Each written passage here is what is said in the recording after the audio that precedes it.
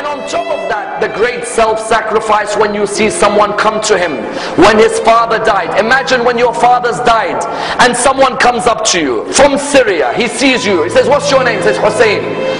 Son of who? He says, son of Ali ibn Abi Talib. He said, may Allah curse you and curse your father Ali. If someone talked like that to you, how would you reply back to him? May Allah curse you and your father. The guy's name was Asam ibn Mustalaq. Imam said, is the wind of this area hurting you? Or maybe you've had a disagreement with your wife. Is there a shelter for you to stay in? Or has no one provided you with clothing? Please come and stay in my house if you are a stranger in this area. Wallah, that person began to cry. He said, Aba Abdullah, I cursed your father in front of you. And this is the way you reply back to me by making your house available for you? He said, this is the family of Rasulullah and the way we treat people.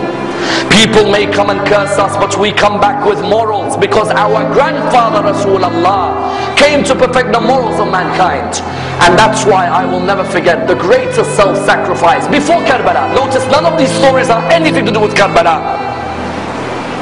Before Karbala and the battle of Nahrawan, the soldiers who were caught by Ali ibn Abi Talib were standing there. One of the soldiers, you all know him very well. He was fighting Ali ibn Abi Talib on that day. He had some rope around his hands. It wasn't too tight, but it was around the hands. Imam al-Hussein was walking past. He saw that soldier.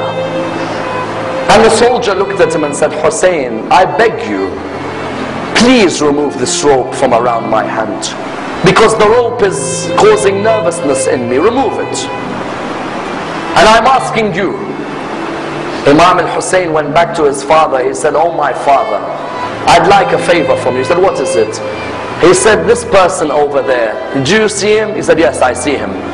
He said, he says to me, the rope is tight around his hand, even though you will never put a tight rope, but it seems to have been hurting him. And he asked me to remove it. Oh my father, do you allow me? He looked at him and he said, Aba Abdullah, go ahead. Aba Abdullah, why do you want to answer this? He said, Father, when someone asks through me, how can I reject? I don't want the person to be embarrassed. When you realize who this person is, that's when you realize how magnanimous a man this man is. He went back to the person. He said, give me your hands. And he removed the ropes from the hands of Shimr bin Dil-Jawshan.